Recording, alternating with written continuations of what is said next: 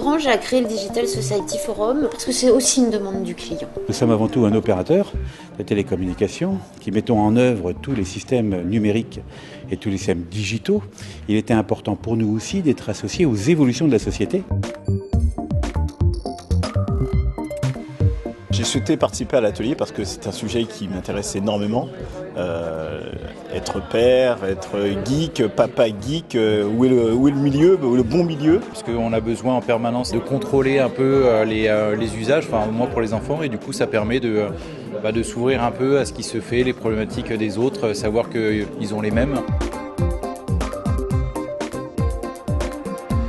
On n'est pas du tout là pour dire on fait un atelier et voilà où on veut aller. C'est bien l'objectif, c'est d'entendre les gens, d'écouter, de partager, de comprendre les sujets et puis ensuite de continuer nous à y réfléchir. Mais c'est pas nous qui donnons la finalité de l'atelier, c'est les participants. À quel moment le numérique serait une aide?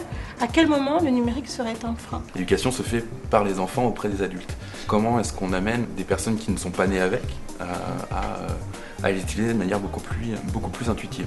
Effectivement, on est bousculé par nos étudiants qui, on est en train d'expliquer quelque chose, vont vérifier sur Google, Wikipédia, etc. Donc, est-ce que l'enseignant ne doit pas demain devenir un facilitateur du savoir plutôt qu'un quelqu'un qui va transmettre?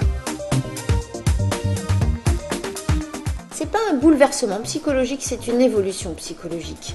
En fait, on voit que ça change, ça s'accélère, ça va continuer.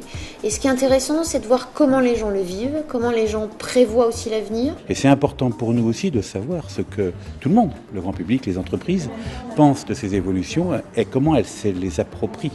Ça, c'est important. Je suis convaincue que ça les fait progresser. J'ai peur que ça les isole aussi, parce qu'on sent bien que les soirées, voilà, quand votre fille est sur l'iPad, il faut garder le lien. Ce que disait Virginie est intéressant parce que ça pose aussi la question de est-ce que c'est l'outil qui fait la chose ou est-ce que c'est l'usage?